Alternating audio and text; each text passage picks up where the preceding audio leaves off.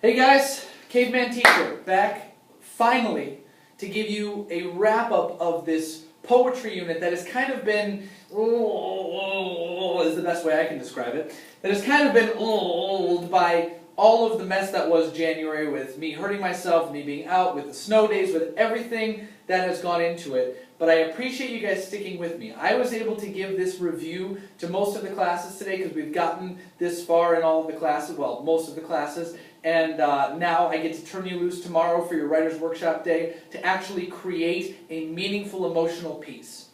I just wanted to briefly, and hopefully within the 15 minutes I can do it, I'll be checking the clock, I can really run through this entire poetry unit and summarize it pretty well for you, and then you can go back to my teacher notes that I posted yesterday to fill in any gaps in your understanding of each of the individual poetic devices. But let me give you a sense for a whole as to what this poetry unit was all about. As with everything, when we're in ELA class, we know that we start off with a couple of fundamental ideas, which means basic ideas that are the foundation of what ELA is. We know that we started off with this concept that writing equals reading. We know that it's all about connection. We know that connection cannot happen if there's no understanding, but we also know that understanding can't happen unless the 6 traits are in order and the writer's process has been followed to make sure that everything is clearly communicated. Those are basic truths that we've been exploring this whole year. When we get to poetry, something goes off in your head. I don't know what it is, but most people are like, oh, I hate poetry. Poetry's so stupid. I read the poem and I don't get it. Well, you're not taking long enough to get it. See, you're conditioned, just like we were conditioned to watch movies, and then we translated those skills that we know we're already good at to when you read books and you actually lift the words off the page. The same is true when you listen to music.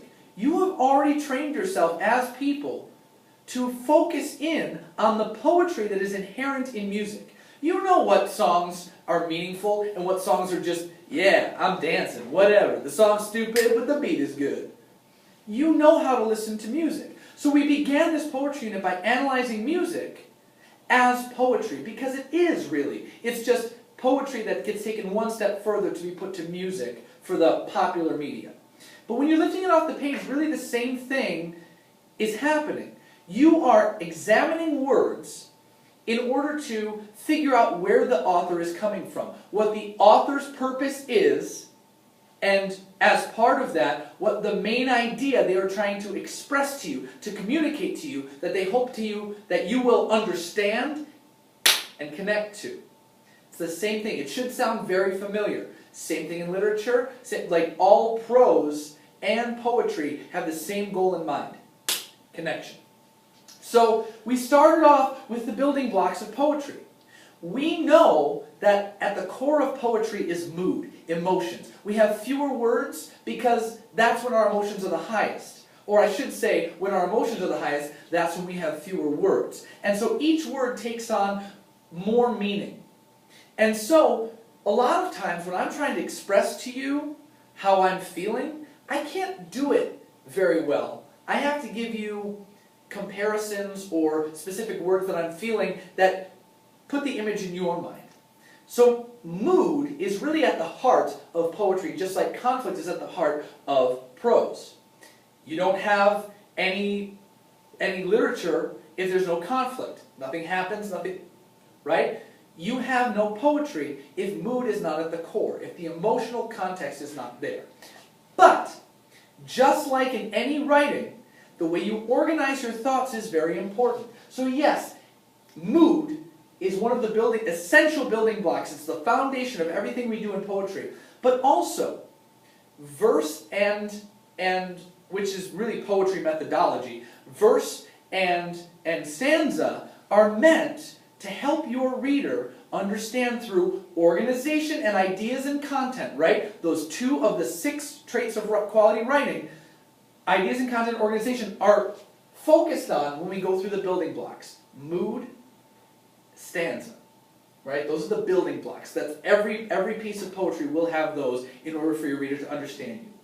But while every building has a foundation, not every building looks the same. There has to be, oops, I erased part of it, there has to be structural variation.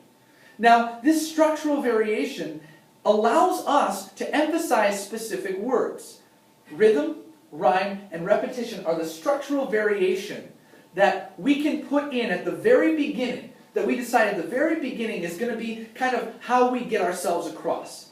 When we naturally speak, we emphasize different words. The different syllables are pronounced in certain ways, and they lead us to emphasize certain words. When you hear somebody who can really speak, it seems like their words have a natural flow, and words that are emphasized are the important words. That's what rhythm can do. We had in Vanilla Twilight, the stars lean down to kiss you. And stars down and kiss were the words that were naturally emphasized by the rhythm. Well, we know that that becomes an important image later that we connect to as people to find out what he's feeling about his girlfriend leaving. Hold on to that thought, because I just talked about image. Hold on to that thought, though. We've got rhyme. Well, rhyme is a structural variation that allows our reader to go to specific words. Remember, word choice is one of the 6 traits that is most focused on in poetry because each word holds more meaning. So when we come across something that rhymes, as human beings we go, oh, hey, that rhymed. Well, that rhymed with that word. That word rhymed. Ba-da-ba-doo-ba-da-ba-dee, ba-da-ba-doo-ba-da-ba-bee. It rhymes. We do that naturally, and so we naturally reread those words. So it's a way for us to emphasize those words if we want our reader to get at that emotion or that image that really communicates my purpose, my main idea, allows them to understand and connect. You see a pattern here?